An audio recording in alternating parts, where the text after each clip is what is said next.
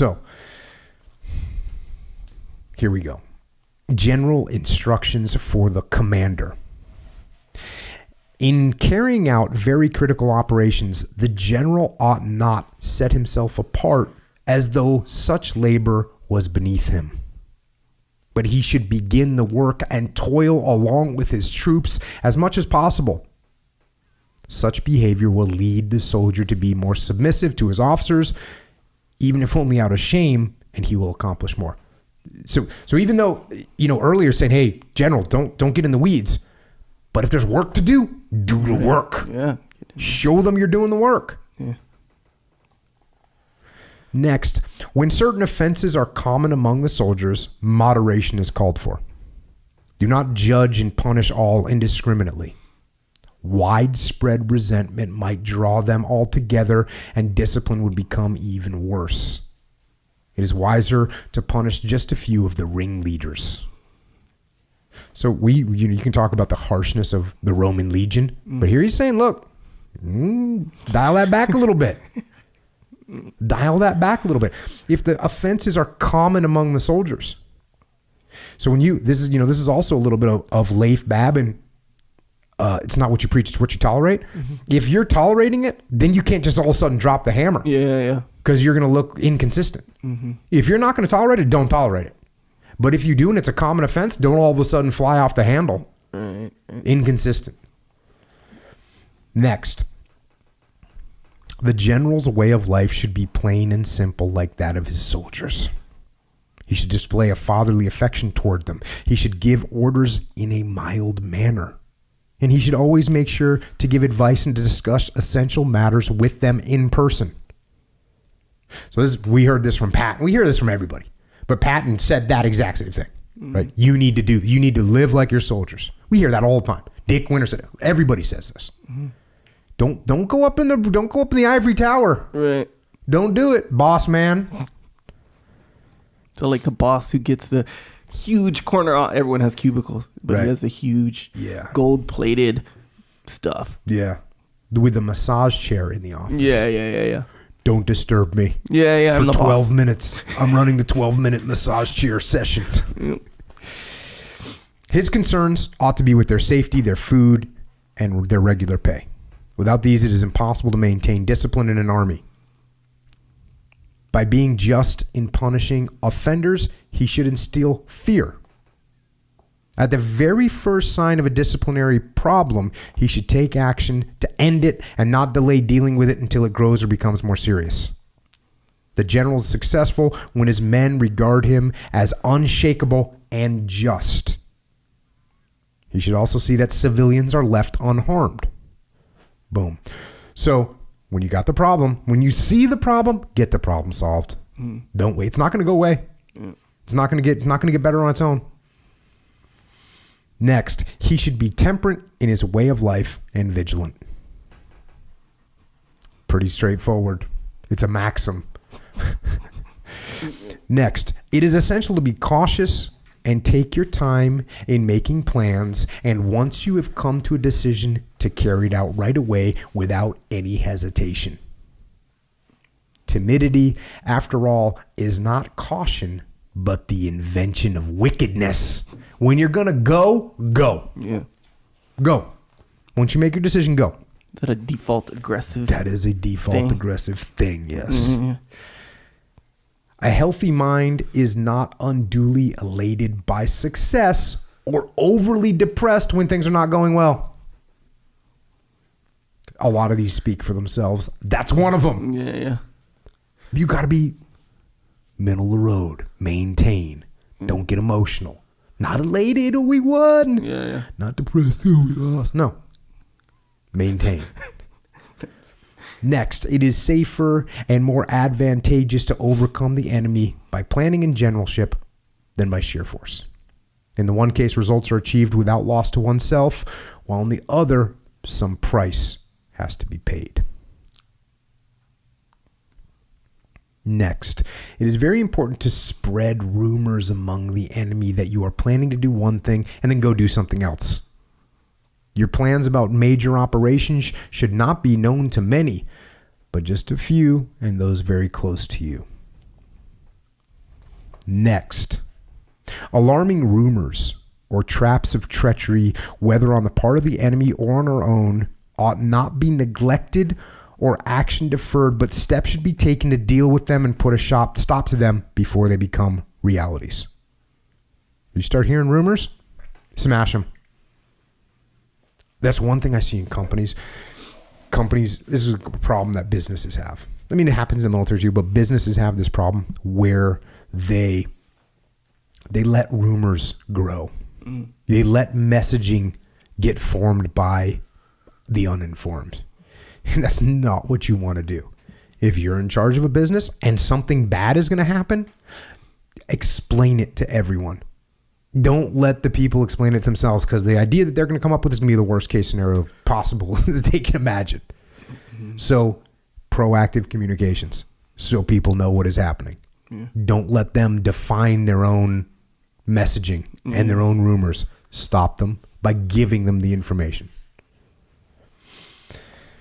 Next, the enemy should be deceived by false reports of our plans brought to them by deserters from us.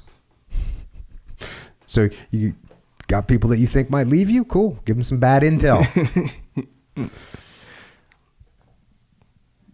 Courage should be roused in our troops by fabricating report of a victory over the enemy won by our men someplace else. Now, this is a controversial in my mind, right? So what they're saying is, hey, you should make up some stories about how well so-and-so's doing in another area. You got to think about what you're doing there. And of course, in this day and age, that's hard to do. We have just open communications. We have texting. We have phones. We have all this stuff. Yeah. So you'd be hard pressed to verify that. But one of the things that I thought about when I read that, where I disagree with this, is in mixed martial arts. For instance, guy loses a round in round one. The guy goes out and doesn't do a good job. Yeah. Is losing the round. Comes back to his corner. What does his corner tell him? You're doing great. Ass, keep it going. Yeah. That's the worst thing you can do. The worst thing you can do is lie to him. Why? Because he'll keep it up. He's going to keep doing that. You're going to keep it up, all right? Yeah. You need to say, look, you're losing. And anytime it's close, you got to assume that the other guy won. Any round that's even remotely close, you got to assume the other guy got that round. Yeah. So don't do this. Don't say, great round, keep it going. No.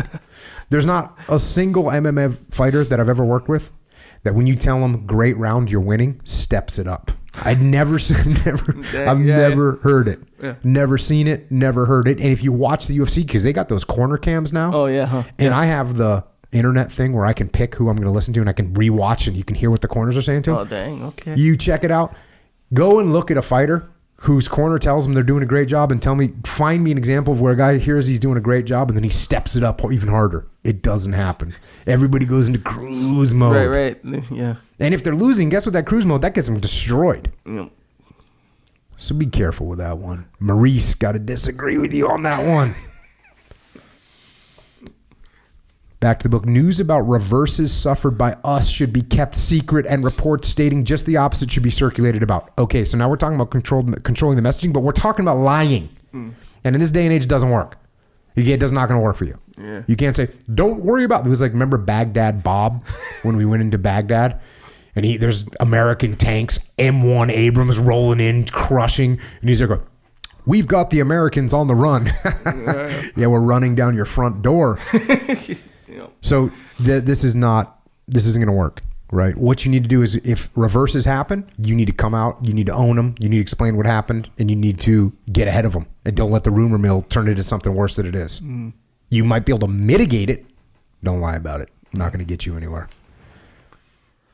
Next, defeated troops should not be allowed to fall into despair, but they should be dealt with by stirring up hope by various other means. Common sense.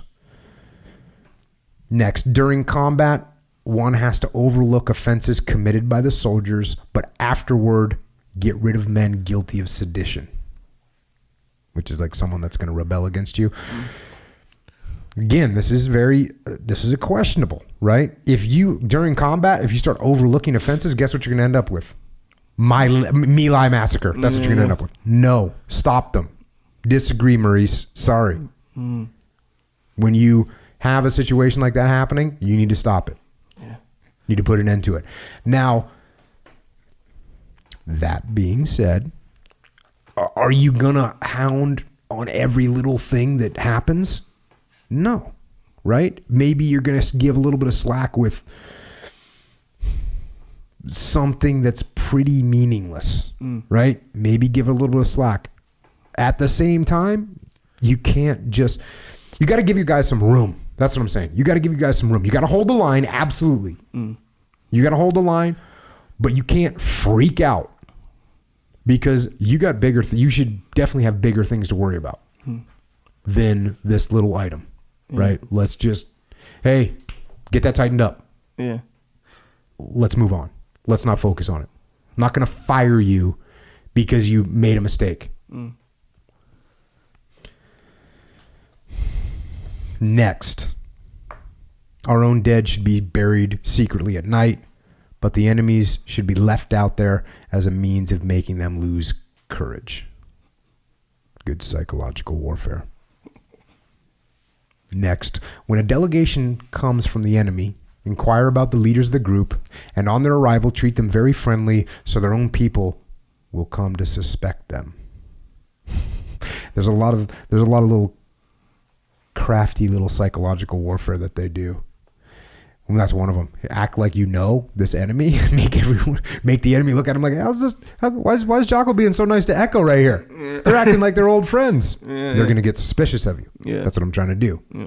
Cause some divide. Plant the seed, kind of. Yes. Yeah. Acts of cowardice on the part of our soldiers should be kept quiet and not publicly condemned, since this may make them even worse. Again, we're talking about a communication thing, and you're not going to be able to keep that stuff under wraps. People are going to know. Yeah. So get ahead of it.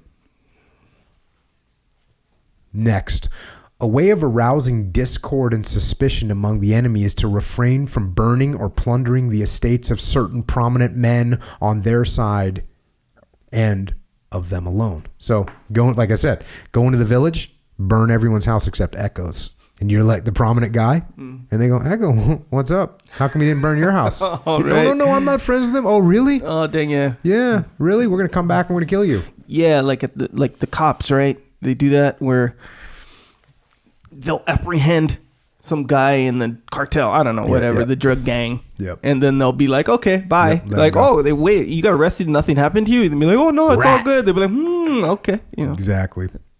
That's exactly it. Next, one way of getting a besieged city to submit is by sending letters tied to arrows promising freedom and immunity. This can also be done by releasing prisoners. Cool.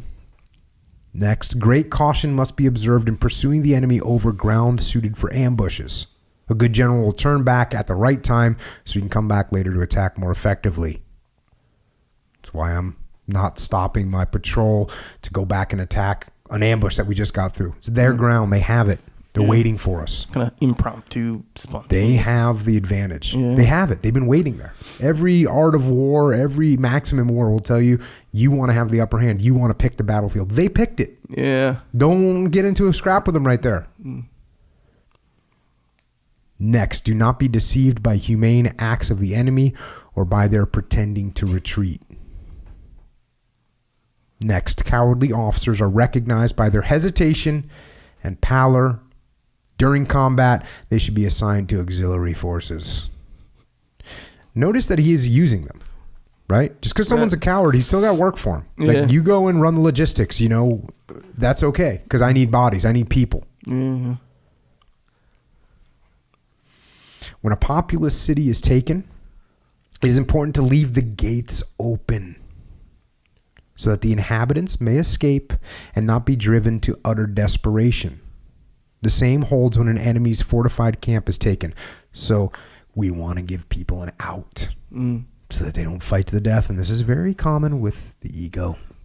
I don't trap you and prove you wrong in the room. Right. I don't, in a big meeting, I don't go, Echo, here's the 4 reasons why you're completely wrong and they're indisputable. Yeah.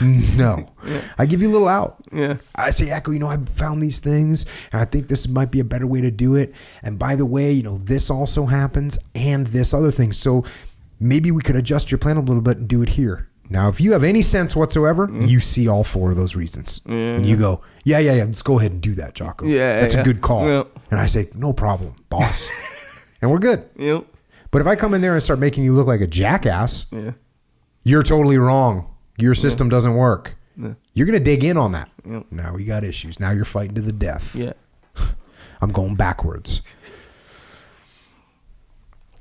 Next, even in friendly territory, a fortified camp should be set up. A general should never have to say, I did not expect it. Even in friendly territory, be ready. For a safe retreat, build a fire in one place and go off quietly to another. The enemy will head to the fire. Deception. Next, letters ought to be sent out to deserters from our side who have joined the enemy in such a way that the letters will fall into the enemy's hands. These letters should remind the deserters of the prearranged time for their treachery so that the enemy will become suspicious of them and they'll have to flee. That's a crafty little move. Mm-hmm.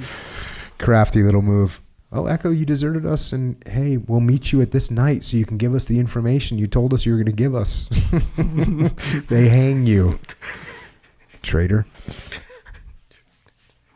Next. When it comes to dangerous or surprise operations, cowards could be weeded out if all the men who are sick or whose horses are too weak are ordered to fall out.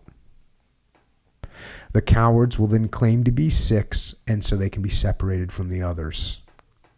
They can be assigned to guard fortresses or some other duty involving little danger. That's a good tactic. You think about that back in the day. Hey guys, if anyone's not feeling good, fall out over here because you're not 100%, so we don't want to bring you in this operation. The cowards go, hey, I'm a little bit sick. Feeling a little under the weather. Okay, cool. You go guard the rear. Is that because, in a way, they're not 100% either, right? Yeah, they're not 100% because they're cowards. And you're giving them an out. Yeah. Because they might not say anything, but then at the moment of truth, they're not there to back you up. Yeah. So you give them a little out. Hey, if you're not feeling good, go over here in this line. Yeah. Okay, cool. Yeah, you're over there, coward. But I'm still going to utilize you. Yeah. Next, we should not furnish arms to those who promise to fight on our side because their real intentions are not clear. This is something America, as a nation, should get very familiar with. We should not furnish arms to those who promise to fight on our side because their real intentions are not clear.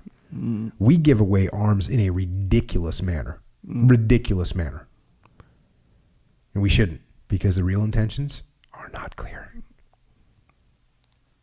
Next, after a victory, we must not become careless, but be on our guard, all the more against surprise attacks by the vanquished. Just because you won doesn't mean... And this is, Jeff Higgs, right? Yes. So this is something Higgs taught me years ago. Yeah. I'm talking blue belt in jiu-jitsu. If you Higgs, jiu-jitsu, he's a SEAL. He got out of the SEAL teams. He got totally into jiu-jitsu. And one of the original guys I trained with Master Chief Steve Bailey back in the day. So anyways, we were rolling one day and we were talking and he said, if you tap somebody, you got to go harder because they're going to go hard. Yeah. So if and I mean someone that you battle with, right? Yeah. Someone that you battle with and all of a sudden you get them, you better step up your game because they're going to go harder. Yeah. Same thing right here. You got to show them. Yeah, you got to watch yourself. Yeah, also if you're running the mile, like in track. You're running the mile, you pull way out ahead, right? And you're like, oh, I'm, this last lap, whatever. I'm just going to kind of, right, you got to step it up because that guy that you've been beating, vanquished, whatever. Yeah. He's coming. He's coming. Next, envoys from the enemy must not be treated disrespectfully, even when our forces are much stronger. Next, an army, no matter how strong, besieging a city must never leave its own camp unguarded, nor should it think that fortifications are sufficient to assure its safety. But it should keep sending out patrols. Don't ever let your guard down. Saying this over and over again. Next, suspected defectors should be told the opposite of what we intend to do so that we may use them to deceive the enemy, and treachery must be guarded against even during periods of truce or temporary peace. Next, by no means should we believe reports that come from deserters or defectors alone, but their reports should be checked against statements made by prisoners taken in raids, and in this way the truth may be discerned. So you got to check with all the different sources, and this is something that the intelligence community does extremely well, which is they take all these different little chunks of information and they assemble it together into a picture. You know, we've ever seen those pictures where it's just like a bunch of dots when you look at it up close, but then when you step back, it's something real. Yeah. That's why these intelligence communities do. They take all those little dots. It seems like a meaningless dot, just a meaningless little dot, but they're going to put it on that broad picture, and it's going to fill in one little piece of information that they need. You put all that stuff together, and all of a sudden they know who you are. Yeah. They know where to attack. Yeah, and that kind of makes sense there, where it's like some deserter or somebody who basically doesn't have credibility, is what it is. So they'll be like, hey, he's not necessarily lying, but he could be, so he becomes real circumstantial, you know? And then like how you're saying, you put all the dots together and for some reason this dot, it's not fitting. It's not painting the picture, but then you know, okay, he's wishy-washy anyway. So, I see he's lying right now. Yep. You know what I mean? Lying about that piece, but maybe he didn't lie about another piece. Yeah, you know what I mean? That makes sense. Next, in no way should a sworn agreement made with the enemy be broken. So if you need to hold your word. Even with the enemy, hold your word. Next, after God, we should place our hopes of safety in our weapons, not in our fortifications alone. Don't just count on the defense. Next, orders should be given to the soldiers that they should be ready to march out on a holiday in the rain, day or night. For this reason, they should not be told the time or day beforehand, so they may always be prepared. This reminded me of when my last deployment to Iraq, and you're winding down, and I told my guys, I said, hey, I'm not going to tell you guys when we're going to stop operations. Like, we're just going to stop. Because I didn't want anybody going out thinking this is the last operation. Right. Just play it safe. Yeah. I said, hey guys, when we're done, I'll, but just keep going. Yeah. Guys were like, Roger that. We'll keep going. And then one day we got done. Yeah. Otherwise, but to keep the mentality of, don't think about this is going to be the last operation. You don't want them cruising through the finish line, and it's not the finish line. Right. Next, risks should be taken without necessity or real hope of gain. Risks should not be taken without necessity or real hope of gain.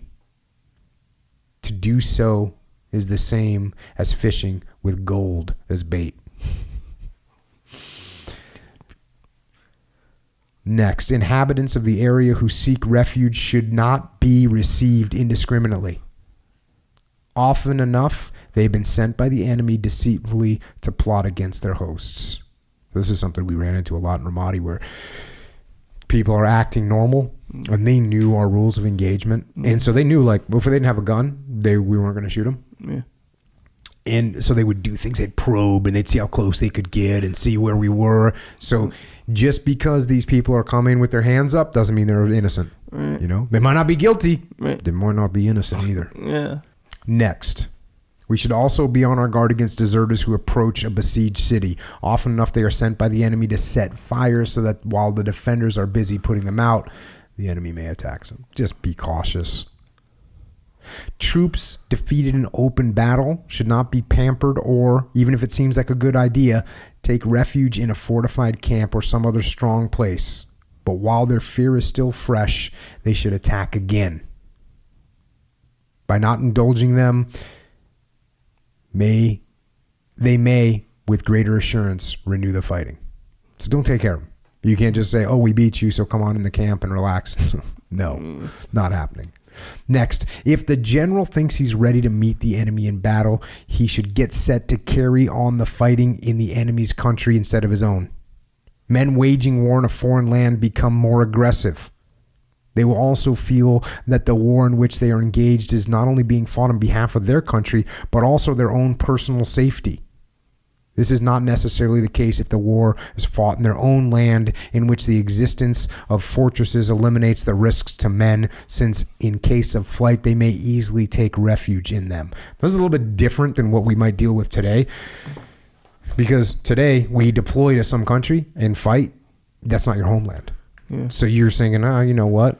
This. You know, I don't have to defend this. I mean, can you imagine if America got invaded? How hard the Americans would fight? Yeah. No one could ever pull it off. Yeah. It would be too hard. Yeah. Because once the Americans say, "Oh, you think you're going to take my country?" Wouldn't happen. Anything. Take my anything. Not happening. Yeah, not happening. Yeah, go try and take someone's parking space in America. They're ready to kill you. I know. Man. So you think you're going to take land from us? Not happening. Not going to happen. So it's a little bit different. But the mentality of being aggressive what I think what the mentality is talking about is knowing that you can retreat, knowing that you can go back to your fortress. So that means, in this day and age, in that era, they knew they didn't have any, all they could do was fight. They had to win. Right. You know what, this is a great comparison is in the old school Navy. You had no choice. You have no choice on a naval vessel. You have no choice but to fight. You have no choice because if your ship gets sunk, you're dead. Oh, yeah. On the ground, you can run away, you can hide, you can retreat, you can fall back. Where do you fall back to on a ship that's being attacked? You don't. You go in the ocean and you die. So that's one of the kind of core things that's old school Navy. You cannot retreat. You cannot give up. You can't. There's nowhere to surrender. You can't surrender. If you surrender, you die. If you don't fight with everything you got, you die. So you have no choice but to fight until you're dead. That's kind of the mentality of the old school Navy. Nowhere to run to. You can't retreat. Can't fall back. You're there.